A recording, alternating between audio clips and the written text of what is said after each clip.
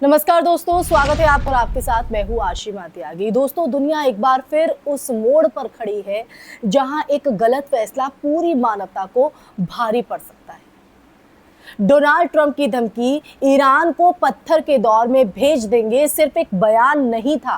Trump का सिर्फ बयान नहीं था, बल्कि ये उस तनाव का संकेत भी था जो अब खुली जंग की तरफ बढ़ता दिख रहा है।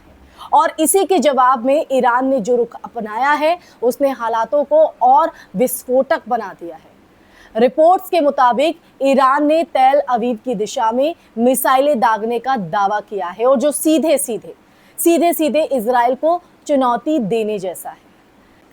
तो दोस्तों, अगर इस पूरे घटनाक्रम को हम समझें, इसे जानें, तो ये सिर्फ बयानबाजी या सीमित सैन्य टकराव नहीं है।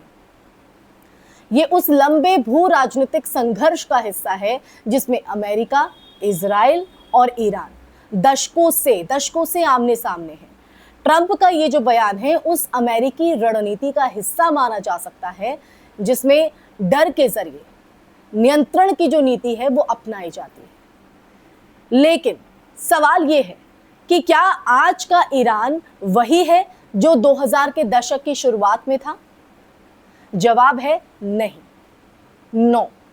आज ईरान के पास उन्नत मिसाइल तकनीक, क्षेत्रीय सहयोगी और एक मजबूत, एक दृढ़ सैन्य ढांचा है। वो पहले जैसा ईरान नहीं है। ईरान की प्रतिक्रिया को अगर हम देखें तो केवल भावनात्मक या उसे उग्र नहीं कहा जा सकता है। ये एक कैलकुलेटेड रिस्पॉन्स है, क्योंकि जब ट्रंप जैसे नेता खुलेआम स्टोन एज जैसी भाषा का इस्तेमाल कर सकते हैं, तो ये सिर्फ सैन्य चेतावनी नहीं होती है, एक बयानबाजी नहीं होती है, बल्कि एक, अगर देखा जाए तो ये एक मनोवैज्ञानिक दबाव बनाने की कोशिश भी होती है, एक तरह का प्रेशर। लेकिन ईरान ने जिस तरह से सीधे इजराइल को निशाना बनाते हुए अपना रिएक्शन दिया, अपनी प्रतिक्रिया दी, उससे ये साफ है कि वो अब डिफेंसिव मोड में नहीं, बल्कि ऑफेंसिव डिटरेंस की रणनीति पर काम कर रहा है। तो दोस्तों, अगर इस पूरे संकट को हम समझे तो इस पूरे संकट का सबसे बड़ा पहलू ये है कि इसमें सिर्फ दो देश नहीं, बल्कि पूरा मिडिल ईस्ट शामिल हो सकता है।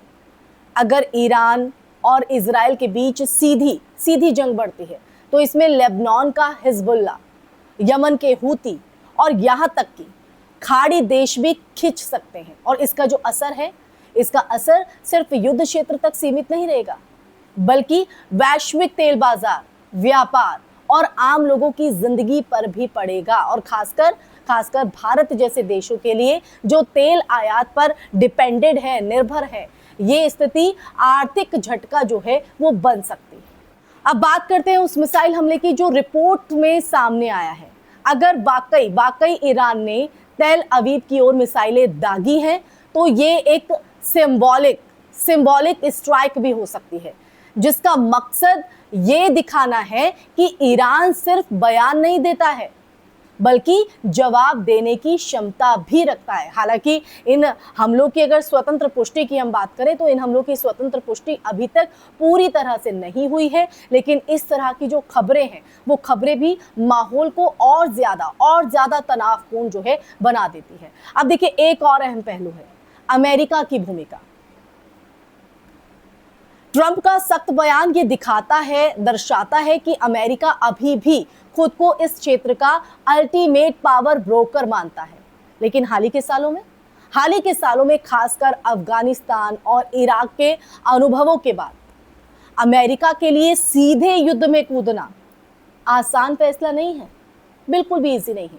इसलिए वो अक्सर अपने सहयोगियों, खासतौर पर इजराइल के जरिए एक प्रेशर बनाता है, एक दबाव बनाता है। इजराइल की स्थिति भी कम जटिल नहीं है। वो खुद को एक ऐसे देश के रूप में देखता है दोस्तों, जो चारों तरफ दुश्मन से घिरा हुआ है। इसलिए इसकी जो रणनीति है हमेशा प्रिमिटिव स्ट्राइक की रही है। लेकिन अगर ईरान के साथ सीधी टक्कर बढ़ती है, तो ये इजराइल के लिए भी एक बड़ा जोखिम होगा, क्योंकि ईरान के पास अब ऐसी कैपेबिलिटीज हैं जो पहले नहीं थी, यानी पहले वाला ईरान नहीं। इस पूरे घटनाक्रम में सबसे खतरनाक चीज यही है, मिसकैलकुलेशन। एक छोटी सी गलती, एक छोटा सा गलत आकलन और ये टकराव एक फुल स्केल वॉर में बदल सकता है।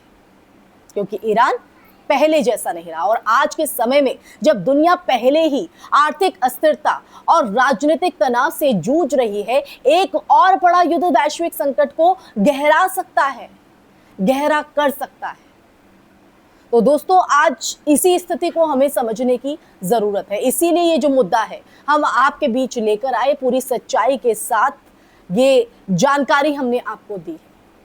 तो ईरान को हल्के में लिया जाना, ट्रंप का इस तरह से बयान देना, इसे सिर्फ बयानबाजी के तौर पर नहीं और इसे हल्के में बिल्कुल भी नहीं लिया जा सकता। तो अंत में दोस्तों यही कि ये समझना जरूरी है कि ये सिर्फ दो देशों की लड़ाई नहीं है, ये शक्ति, प्रभुत्व, अस्तित्व की लड़ाई है।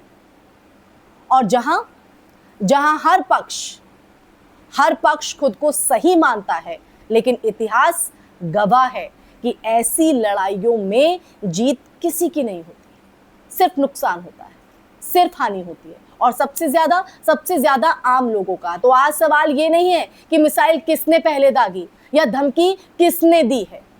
असली चिंता ये है कि क्या दुनिया एक और बड़े युद्ध की तरफ बढ़ रही है, या फिर आखिरी वक्त पर कूटनीति इस आग को बुझा पाएगी। इसी सवाल के साथ इस चर्चा में फिलहाल के लिए बस इतना ही दोस्तों। ये चर्चा आपको कैसी लगी कमेंट बॉक्स में कमेंट करके जरूर अपनी राय साझा कीजिएगा। इस वीडियो को ज्यादा से ज्यादा शेयर कीजिएगा। फिर हाजिर होंगे ऐसी चर्चा लेकर, तब तक के लिए अपना ख्याल रखिए। जय हिंद, जय भारत, नमस्कार।